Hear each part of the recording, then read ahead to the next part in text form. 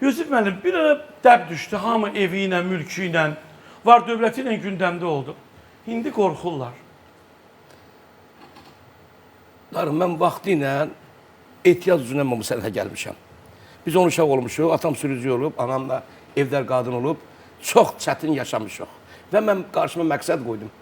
Mən bu ailəmizi Allahın izni ilə bəli, yatmadım, ağıllı oldum. Mən bilirdim mənim sabah yaşım ağaracaq, saçım ağaracaq. İnsanlar mənə uzadan belə şəbədə eləyəcək. Ağlımı itirmədim. Allahın izni ilə. Allah sınıqlıq verməsin, çox razıyam Allah'ım. Çünki mən, Allah,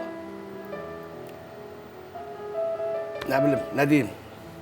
Allah ömür danışdıqdan versin. sonra gedəm evdə bağlam da həyata, biraz ağzına gəlir. Efirlərdən qırağa keçdiniz bir neçə ay. Nəyə görə olmaz? Bu söz söhbətlərə görə mi olmadınız?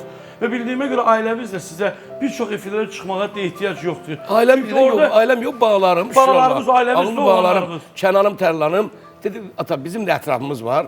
Dedim, bala neynim? Biz bu efirlə, mən Yusuf Mustafayev bu efirlə hər işi düzəltmişəm. Hər şey eləmişəm. Kəndi də evi düşmüşəm.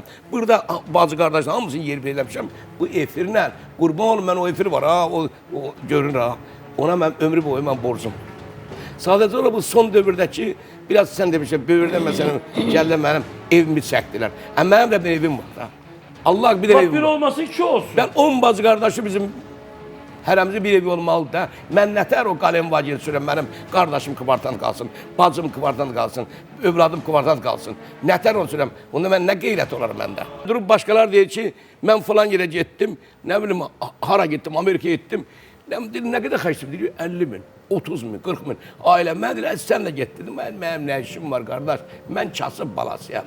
Mən köpüyün qədrini bilməliyəm. Sabah Allah bəlkə ömür verəcək 80 yaşım olacaq. Niyə mən balama ehtiyacım olsun?